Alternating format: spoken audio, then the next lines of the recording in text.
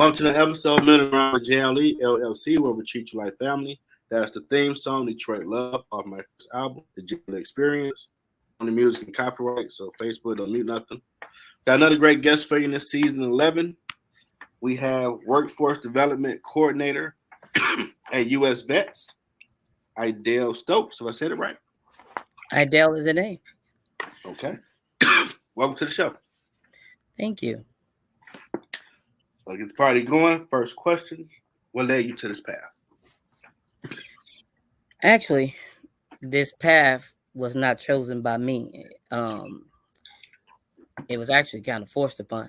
I actually was working in a whole different field as a service business manager for a company called AFES, and the military, where they go shop and stuff. Mm-hmm. And after 23 years of working there, I was terminated. Ooh. And I was terminated because of some fish and some greens that for real that a vendor of mine, I was over the vendors, and it was much deeper than the fish and greens, and that's probably my favorite meal now. At one time I didn't even want to touch it because I'm like, what? Being over different vendors, they can't give you any gifts and things like that. So it was somebody who had a personal vendetta against me. And after 23 years of never being written up or anything, and I fought for 13. I mean, I think it was like 6 or 7 months. I really fought to keep my job, and I could have kept my job, after getting a lawyer, spending $13,000. Wow, that's a lot. It was. I vowed. The more I thought about it, I was saying, God is trying to lead me somewhere else. Mm-hmm. And my husband was like, we can clear the bank. It don't matter, because I know you didn't do anything wrong. You've been there 23 years. I haven't never written you up. And I had to sit back and think, like, God, what is your purpose for me? Because obviously this is not it. Mm-hmm. Because there are times where I probably should have been fired. I didn't get fired, for shamming or doing, but for some fish and some greens, I was like, well, this is petty, and I went through some stuff, for 6 months. They wouldn't give me my unemployment. There was a lot of things that happened that that really took me to a place in my life where I was like, there has to be something bigger than this. So, like I say, it was not something I chose. It was something that happened to me. But in that process, where, most would run away from God, I ran and I got closer to God. Okay. And I started to, I remember my baby sister telling me that when you can't see God, when you feel like you can't trace God, you got to trust God. Okay. And in the process of being in the dark, and as what was going on, I was really in a dark place. I'm never a person that, that I consider myself an encourager, and being around people and uplifting people, that's just something I do. But I was just really depressed because I couldn't understand, after 23 years, this is what I gave my life to. And I thought this was my retirement job. This is where I was going to end things. Mm-hmm. And God was like, nope, that's not the way it's going to end. I have a new story for you, new chapter. I went through some stuff, and with some humbling. It was a very humbling experience to go through that for 6 months and never miss a beat. I think I traveled more. I did more. I value family more, because it was all, my family would tell you, wherever I went, I was at work, because I was dealing with, everywhere I went, I was looking for somebody new, a new vendor, somebody, because I was dealing with vendors. So I was never off. Even when I was supposed to be spending time with them, I'd be like, give me 1 minute. I gotta go. I see somebody over there, So, like I say, it was not something that I chose. I think the path chose me. You gotta find that balance. Yeah, most definitely. So unfortunately, you're going to the dark side for a minute. Oh yeah, I was definitely on the dark side. I mean, Really, but you know, like I say, through it all, I realized that God had a purpose and a plan for me, and I started to read that scripture as to I know the plans that I have for you. You know, you might have other plans, but these are the plans that I have for you. And when you walking in purpose, it's a whole different feeling of just getting up and going to work and meeting people and talking to people. But when there's purpose behind what you do, it's a light that you don't even realize that you have upon you. You know, you touching and reaching people from all masses, and you have no idea that you are, because you are in purpose. You ain't lying on that. When you talking this journey, boy, been eye opening. Yes, most definitely. You told me I'd be doing this, let alone in season 11. What? Right. Awesome. Talking to people? Nah, man. That's always been my thing, though. I love talking to people. I never meet a stranger. And it's weird because I'm a musician, like, but I ain't gotta really talk to him. You know, I can make the No, great you just music. play a tune, huh? Yeah, I gotta be, hey, how you doing? All the time, man. I'm awkward. I'm cool. You go over there in the corner. Right. I'm like, nah, bro, we dead. That's dead. Right. Get in the other field, talk to everybody. Now, what is U.S. Vets Career Development Initiative?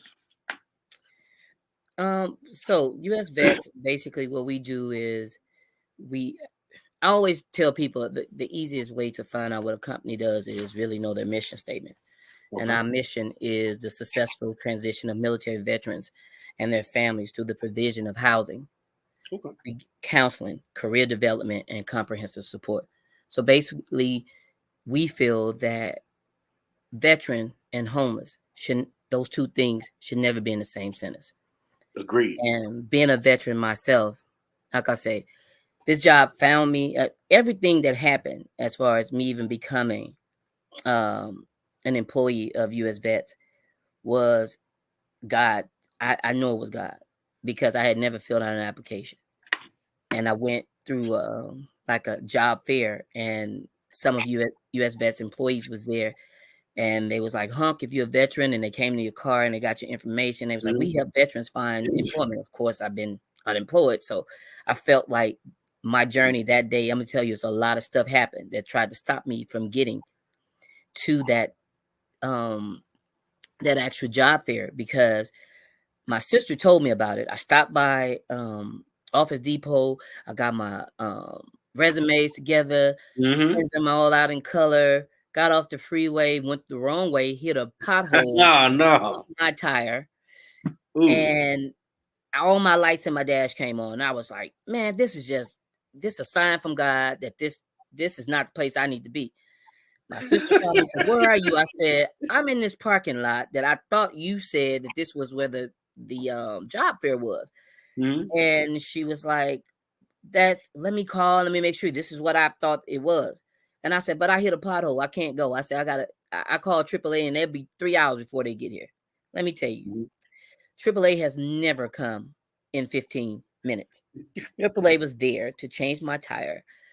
I was able to get to, I told my sister, I was like, I'm not coming. I said, I really need to find out, because I don't have a regular car. So I need to go find out, can I get my tire? I can't ride around on this little red donut. So I go and they say, oh, you know what? You can leave. You actually take the car, come back about 4. And this is after the job fair is over. So I was like, and we'll have your tire because we have to order it. And I was like, okay. Leave, go to the job fair. It was a drive-through job fair. That's when I met this lady who took my resume. And she was like, hey, we help veterans find jobs. I was like, okay. My sister was like, you know what? You gone from the job fair or I was like, yeah, I didn't see anything I wanted. That I said, I talked to one lady, that was it. And I got in my car and I said, well, I kept rolling. I get a call maybe a month later. The lady's on the phone and she was like, I got your profile here and your DD-214 and your resume. She said, you look very impressive. And I was like, well, who is this? And I was in Nashville, Tennessee at the time because my father-in-law was sick. Okay. And I was like, she said, I'm from U.S. Vets. And I was like, okay. She said, we help veterans find employment. I was like, oh, I did that maybe a month ago. And she was like, well, when can you come and see me? I said, well, I'm out of town. She said, I'll wait for you. And she just started talking to me. She said, I can't believe you answered the phone. You on vacation. I was like, well, yeah. I said, I started not to. I said, but hey. And she said, you know what? It's something about you that's telling me that what I had for you, I'm switching it up. I got something totally different for you. Whenever you get back in town, come see me. Okay. I said, well, I don't know when it's going to be. She said, whenever you come back to town, call me. 2 weeks later, called the lady, went in.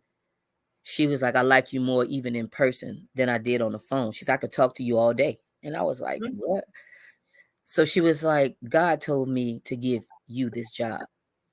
And I said, what?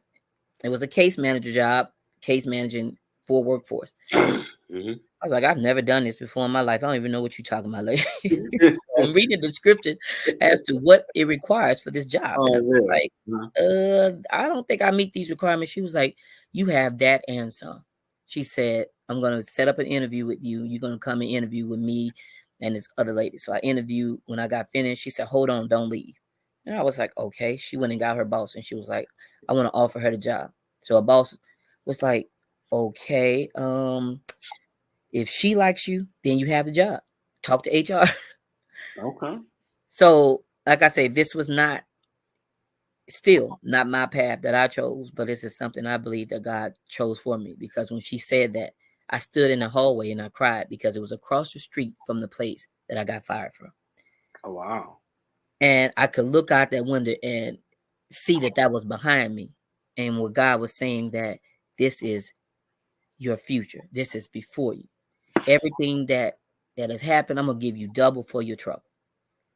And I was, sitting in my car and I could not stop crying because I was like, wow, God, really? I'm across the street from this, what they hurt me. I'm going to see people that I used to work with. He was like, that's okay. It's going to be okay. And like I say, from that point, everything that has happened from that point has wowed me, because I'm like, I know that it was God. I know that it was God. Okay. And Triple Eight, we believe you're a wonderful company.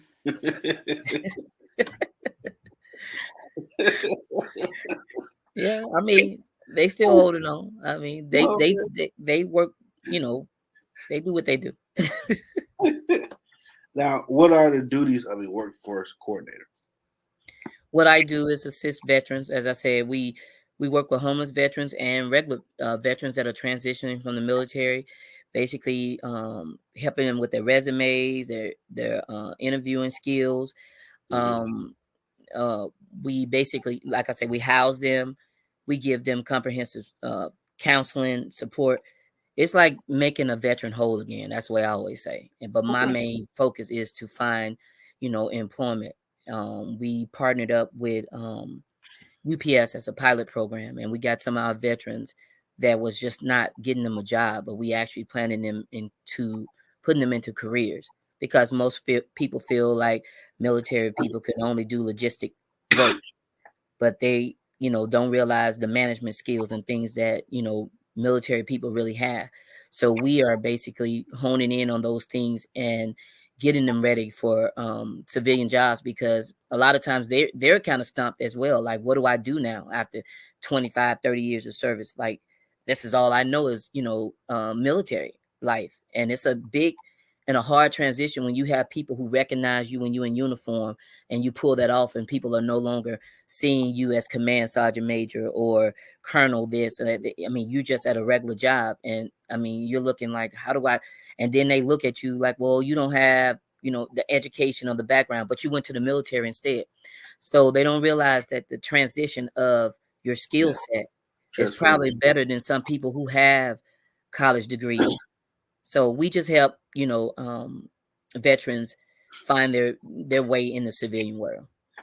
Yeah, and definitely shout out to all former, present, past troops, because y'all defend the gates. That's right. And I'm pretty sure it's definitely a psychosis to go from, hey, you stay ready, lock and loaded, to, okay, go do a basic 9 to 5. Right. But that's not the environment. Right. you might have some people that could be on that. Oh, you was a master sergeant. Where I'm your boss now. You gonna right. nah.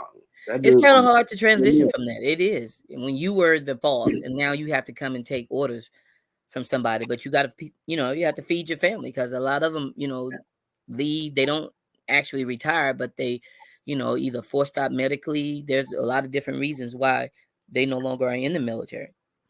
So, like I say, our job has been to really hone in on those veterans and a lot of those homeless veterans who has PTSD, those things that have caused them to either was drinking, drugs, or whatever, trying to forget what they saw. And we kind of have forgotten them, along the wayside. And we as at US Vets, we try, like I say, to make them whole again, to make them feel, and realize that it's more to you than maybe what has happened, to you. It's basically trying to get you to realize that you have the skill set, you have what it takes to make it, in the civilian world. So Absolutely, because they should not be homeless. You putting a lot on the line for this country, yeah, and you out on the street asking for help. That should never happen. I remember my brother friend. He was in Desert Storm. We was over there drinking years ago, and my brother fell asleep, and I guess he needed to be ushered and get confessional and start telling me about how one of his teammates would snipe women and children in the grocery store, 50 yards out, because he was mad he couldn't go home. wow, And one day he had to pull a gun on him, like, dude, you're not doing that today. I'm sitting here like, oh my God. wow, I'm seeing it play out. Like, okay, right, drink some more, try to forget, but he needs to be off his chest. So if daddy was a pastor, so let him keep talking.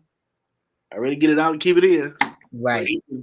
I could hear the pain that he couldn't believe that dude kind of went left like that because he couldn't go home.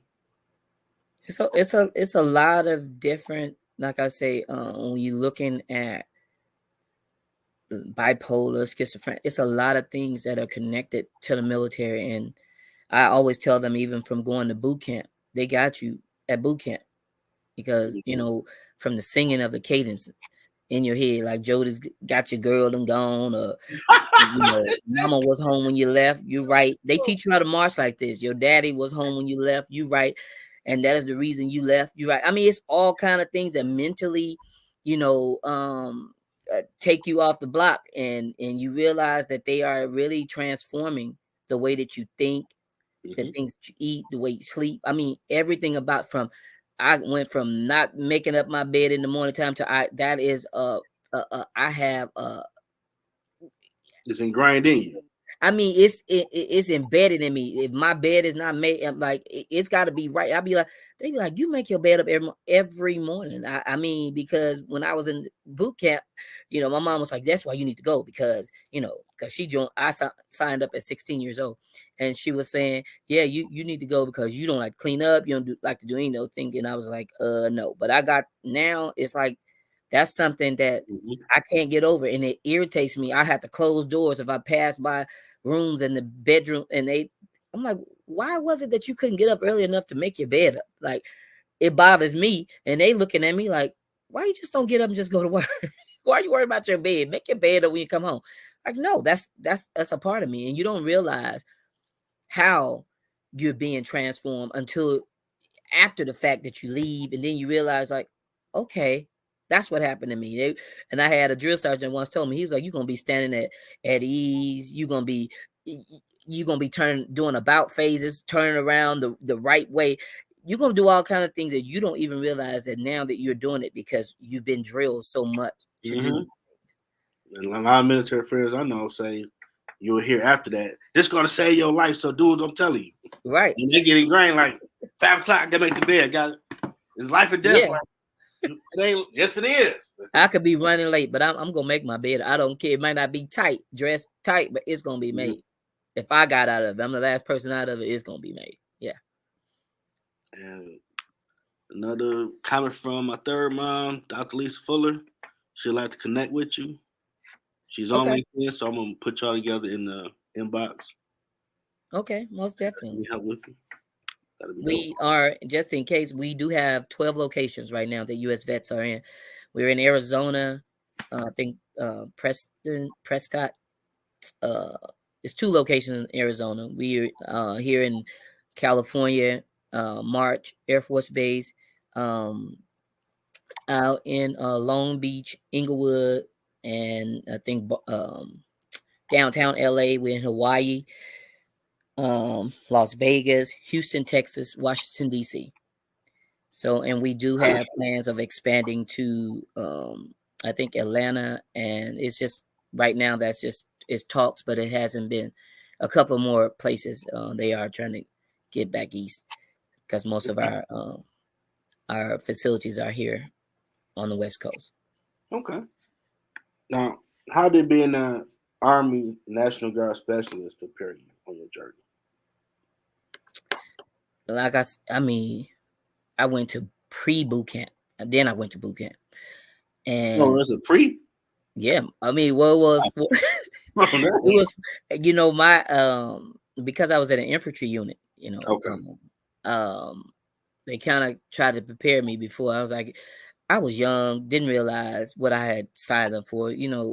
Coming from a little small town in Arkansas, they would come out and have you take the ASVAB test, and the military start. After then, I scored pretty high, as they said, and they started calling.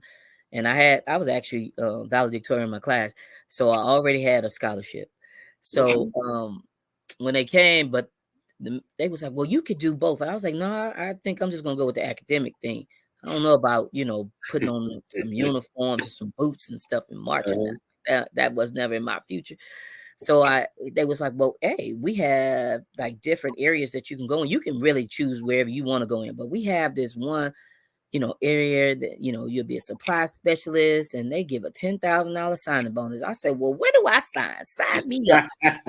So I went home bugging my mom. She was like, "The military?" I was like, "Yeah." She said, "You know what? I think that'll be good for you because you're lazy, and this will help you not be lazy." So I think. I think man, I was wondering when I got to boot camp, what have I signed up for? I was chasing money.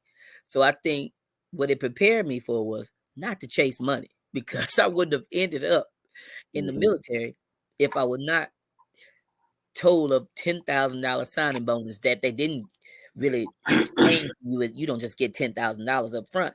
It's spread out over the time that you're in the, each year that you Oh no.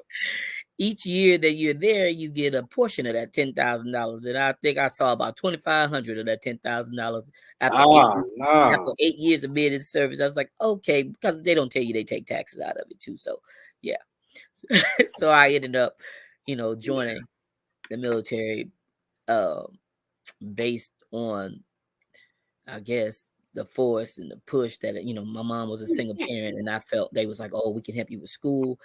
And like I say, and you'll be earning money at the same time while you're in school, while you're in high school. High school could be expensive. It's time for your senior year and all this. You're going to do your boot camp, your junior year, your AIT, your senior year. Yeah, right. Nothing after I signed wasn't like I was told. The recruiter did his job, though. I just have to say that. Definitely did his job. Yeah. Yeah, I know my homeboy, he went to the Air Force because Cass Tech, smart school, it just took his fun and love for the game of school. Like, dude, you should do that because you just don't care. And he became retired with Master Sergeant, if I'm saying it right. He became G.I. Joe for real. Okay. I'm glad you found something to do because that school just sucked the life out of him. He did his thing. Now, we're at the point in the show where market promote anything you got going on or coming up. Well, like I say, we definitely try to assist veterans in any way that we can. Always donations and things, like we have Camo for Cause that's coming up on our usvets.org website. that you can actually, buy a t-shirt and it'll help feed a veteran, you know. So there's different ways that you can, donate things to US vets. We do have, we're trying to do something. The Veterans Day, CVS, the store CVS is supposed to be hosting our Veterans Day Fun Day for our veterans this year, November 11th. So pretty much, like I said, there's different events that come, and you can, check our website out. And if there is anything that you would like to donate or things to, because I definitely believe in that, after working with the veterans, that it is definitely something that is a need, because a lot of what I do in workforce, we try to break down barriers. And a lot of their barriers could be like when they coming from the streets, getting them in the house. Then a lot of times it's transportation. It's a lot of times it's certifications. It's like, what do you want to do? We help with those things, whether they want to start out slow and go get a guard card, or now they want to do some real estate. We help whatever we need to do to try to get them back into the realm of working and development. So that's pretty much it for me as far as that. I mean, I put the website up if you want to go to donate, westvets.org. So show some love to them because they do a lot for us. Most definitely. Thank you is never enough to be said to them, for real. Next question. What has been your biggest challenge on your journey? I think when I sat and I thought about that question, I think my biggest challenge on my journey has been fear. I think sometimes fear stagnates us, being afraid of failure, being afraid of change. Sometimes we stay in dead end jobs knowing we're not going anywhere. We're not, the next step is just the next, it's nothing, and we know, and it sucks the life out of us. We know that we get up and we go every day, but it's nothing, like you say, purposeful. You don't feel that nothing that you're doing is really worth doing. So I think that has been one of my biggest challenges, was to get out of, my own way. I was in my own way because I was afraid. And I was watching this show, Swagger, on Apple TV yesterday, and one of the things the little boy had up was NBA, and I thought he was talking about this, but it was never be afraid. And that's what he put down for the NBA. If he wanted to accomplish his dreams, he had to never be afraid. So I think that we in this, like I say, of my challenge, the fear, I had to learn that to lean not to my own understanding, and to really depend on God, in order to make it through. Because without him, I'm nothing. And those were things I heard growing up. But when you are in a situation, and I mean a real situation, you realize those things that are embedded in you, that was taught to you, were really things that you would need, today. I remember my mom told me, if she, passed away, she said, one thing I can give you is God's word, because it'll never pass. It'll be here long after I'm gone. And it's the only thing that's going to carry you through.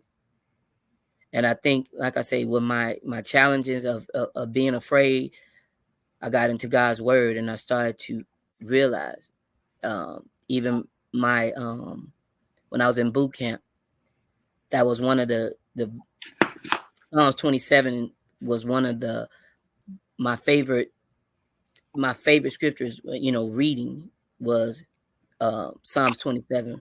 Whom shall I? The Lord is my light and my salvation. Whom shall I fear? And so when you start to think about that, I had to take away fear, because fear and faith cannot hold the same space. True. So through my challenges, I realized that, like, what are you afraid of? He was like, I know the plans that I have for you. It's to prosper you. So if you really on my side, then you don't have to worry about, what you can't see, because I'm there to see much further down the corridor than you ever can. So you just gotta trust me.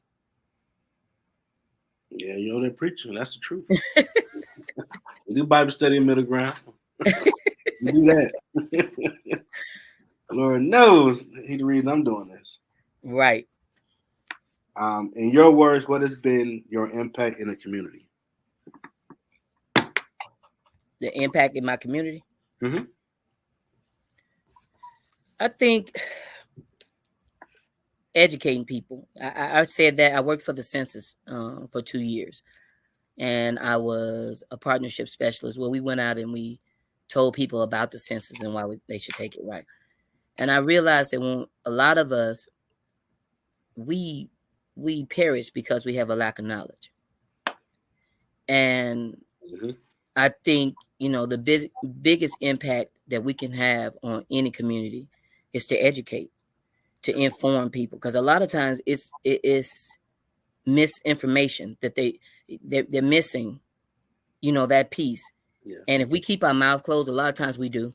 We sit on things, and I tell them, job ignorance is not preparing people, the people that's under you, to take your role, because a lot of times people think that's job security, but I think that's job stupidity. And I always, I mean, I've been around people who have that mindset, and I always feel like if I'm the smartest person in the room, I need to change rooms, because you want to hire people that are smarter than you, or to be around some people that are smarter than you. Change your circle, because if you stay in the same circle, you're not going to, I mean, especially if you're not learning anything. We should learn something new every day. And if we're not learning something new every day, like I said, we're around the wrong people. And through my challenges as going, like I said, with this job and everything, my boss encouraged me to go back to school and finish my degree. Because I said, girl, I took a break. And I took a break because I was like, I don't think I want to do school, and having an academic scholarship. I didn't get back from the military in time, so all that kind of, intertwined in that. But I realized that she was my mentor. When I saw how many, I mean, I know the titles don't really mean, like you said, when you was telling me earlier about the titles, and when you realize that if you don't have the application and the people and the mentors that are around you to push you into places that really you like, man, I don't think I belong there. She told me, girl, get your degree. That's the only thing that's stopping you. People look at that. They want to see, something behind your name, but they really don't know that you all that and some without that. But just think what you can be if you put that behind your name. They cash and it changes. It really, it's like putting ministers something or or whatever. I mean, because even though you think titles don't matter, they really do. Were they gonna give you old Joe Blow or crackhead Bob? Titles do. Titles mean something, because it kind of describes who you are and what you are, and whether you got the title, doing something or not doing something, it really it would describe who you are. At least people think that it will. So going back to school, being around people is like, the right type of people have really pushed me into my purpose, I believe. Yeah, I agree, because when I finished my degree during the pandemic, man, it took 20-some years, 3 major changes, dropping out, going back. But when you do get it, it seemed like it was eons ago you was doing all that studying. But right, people notice, like, you went to that? Okay, you got that degree, all right. So you started something and you finished it. Exactly. Through all the problems, you didn't quit. Cool. And it's even more challenges when you wait until I tell young people now, like, get it. Why I understand why my mom said do it because when you get, do it while you're young, because when you get older, the life challenges come into place, and it's like, man, just going to work, coming home, and then being a full-time student. That it was like, man, I had cooked dinner with one leg in the kitchen and the other one on the man. It was a lot going on. Man, I had family. Then weekends where I wanted to, it seems like everybody had something to do, but that was a final, a paper I had to write. It's like, good God Almighty. So yeah, Man, it's. my I wife tell you, counting was my mistress. I'm like, you can do the homework, help your boy out. Nah, I ain't doing that, but you always, I need this piece of paper. It's an open door. I love for you to help out. Most definitely. No, do this income statement. You talking crazy now, but her running joke, that was my mistress. Like, okay, I got to do it. And Right. the worst story of doing that homework ever, when you get to your assets, equal liabilities, and all that, I was like 20,000 off. I nearly flipped out. I was through my laptop, like, what am I going back through all of the cash statement? Like, what? I multiply instead of subtracting. And I was like, just think you was really accounting for a company. They about to call the cops and fire your boy because where that 20 grand at? Where is it? You stole it. Nah, you ain't that dummy, man. Right. Oh my God. This is real life. So I'm like, nah, I can't do that one. I'm cool. That's too much. And now, you ever thought about writing a book before I get to the last question? I've been asked that a couple of times. I'm a That's Spidey sense. Be like, you got an author on the screen with you. okay. See. Well, my cousin actually wrote a book. She wrote some children's books, and we were talking. I always tell my husband's story. He was adopted, and it's a real deep, story. He ended up finding his mom, and I found both the mom and his dad, and it was like the greatest reunion. So, talking to my cousin, she was like, "It's nothing to write a book. He needs to write a book." And actually, he was like, "Well, I want her to narrate it because she can tell the story better than I can tell the story." I was like, "So we need to get this book on the way." So, yeah, most definitely thought about writing a book. Dang, that Spidey says like it's author. Ask and see. Okay. They never wrong. Most definitely. Now that Yoda again, hope I got you relaxed, chill, your feet up, retrospective vibe. What advice do you have for someone trying to find their purpose? I thought about that a lot. And there was a quote that resonated with me. I like quotes because every time I would write, I would woo people with a quote. So, and the quotes always got me my wheels turning. So, there was a quote by T.D. Jakes, and it says, "If you can't figure out your purpose, figure out your passion. For your passion will lead you right into your purpose." And I'd say that pretty much every day, all day, when I'm interviewing veterans who are kind of trying to still find their way. And sometimes we don't know.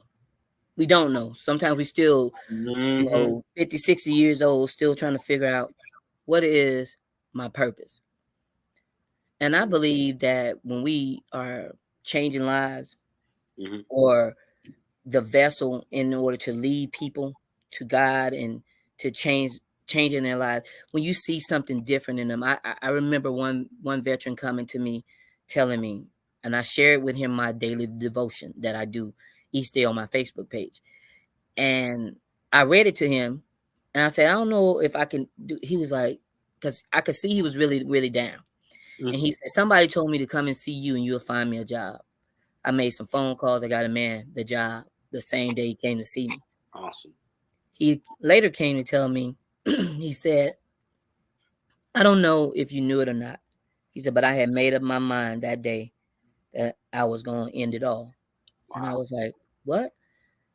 He's like, he said, I was so depressed. I just knew that, he said, it seems like nothing that I was doing was working out. He said, you made that phone call. He said, you gave me hope. He said, you asked me the hours. They gave me the hours. He said, everything was lined up. He said, I knew that God had placed you in my path. He said, to save me. He said, I was living in my car. He said, everything happened for me that day. He said, they gave me somewhere to sleep that night. Then they told me to come see you. He said, then you did your job. You didn't lag on me. He said, you didn't like, no, come over here right now. I got somebody to make a phone call. Made a phone call. So it's things like that when you are in your purpose, when you're working in purpose, God is, show you that you're at the right place, exactly where he wants you to be. Because when you hear people come back to tell you that, you know it was God. You know it wasn't you. You don't take the credit for it. Because, like I said, reading him my devotion, finding him, making a phone call and he was able to get a job. I know it was God, because things just don't happen like that. But when God is in the plan, he is the purpose of how I move and have my being is because of him. And, I look at people that are not spiritual and they say that there is no God. I don't know how they make it daily, because I know that I could not make it, without him. I know that where I am today, I would not be where I am without him. And like I say, every day that I see some changes in people, just to smile at somebody, sometimes it's just all they need. You never know. You're right. What they're going through. And you could be that very person who changed the whole trajectory, of where they're going in life. So I think that we need to be more purposeful, and I think finding out what you like doing, because usually as my pastor say, your ministry is probably your misery. It's something that's bothering you that only you can do. So if it's something that is so, he was like, well, if you see that, hey, I want this done, I want to start this thing, that's probably your ministry, is to start that thing. Whatever it is that you feel like somebody ought to be doing this. Well, the somebody is probably you. And when you realize that, and when you start to see what is it that my passion is, it's like when you find your passion, people say you don't work a day in your life, but you actually do work. You work probably harder when you do find your passion, but it doesn't feel like work, because this is something you're in your element. And when I'm in I feel, I've always asked, like, what is and I feel like my purpose is just encouraging and being there, talking to people, because like I say, I'm always, trying to find something that would encourage someone. And I think doing so, we do find our purpose, because we find our purpose in the passion. So whatever your passion is more than likely your purpose. That's the Yoda again. That's deep. Real, because you never know where someone's at, and you can be that person to push them over the edge or grab their hand.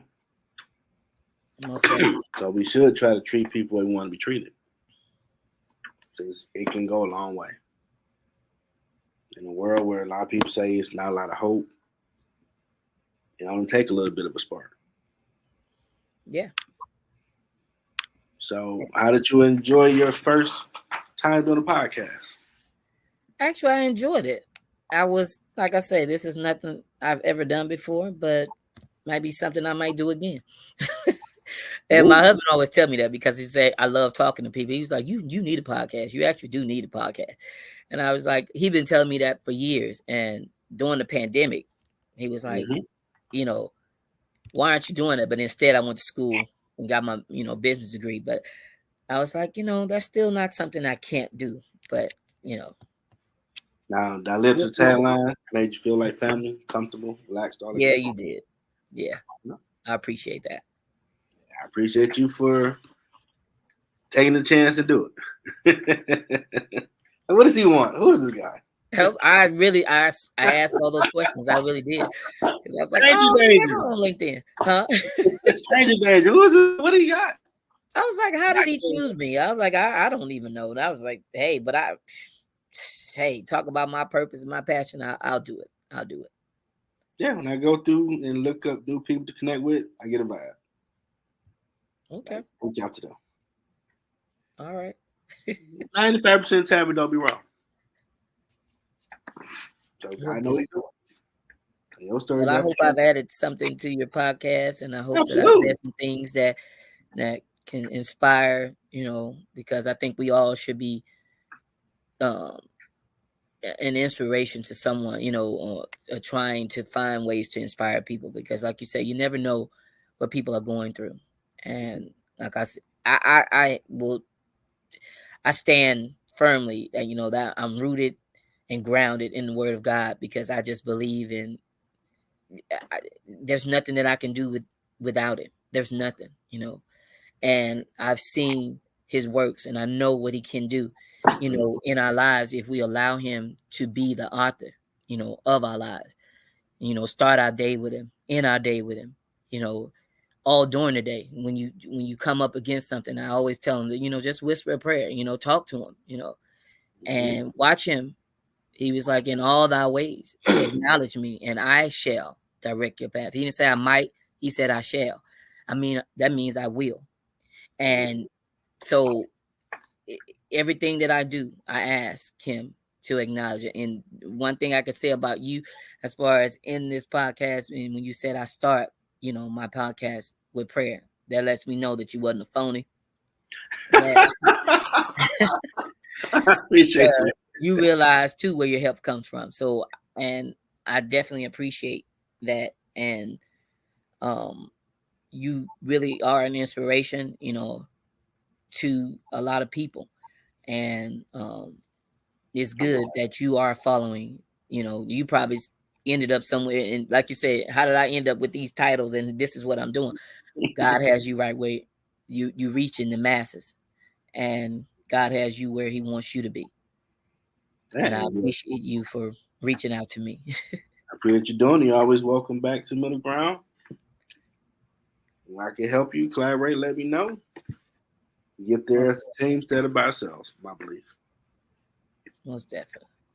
I want to thank the awesome Workforce Development Coordinator at U.S. Vets and Veteran Army National Guard Specialist, Idell Stokes, for sharing all this Yoda game, man. You got to check this out. Share it with your people. Rewatch it.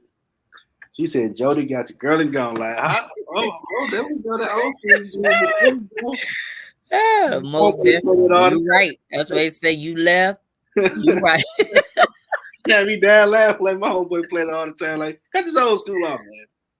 Man. Good stuff. I hope you and your family enjoy the rest of your day. Get all this put together and post it on and tag you in it so they can know to donate to the site. I'm connect you with Dr. Lisa Fuller so her ministry can help in what she can. Okay. And I hope you enjoy the rest of your weekend. All right. Well, thank you. And you have a good one. You too. All right. Good night, everybody. Good night.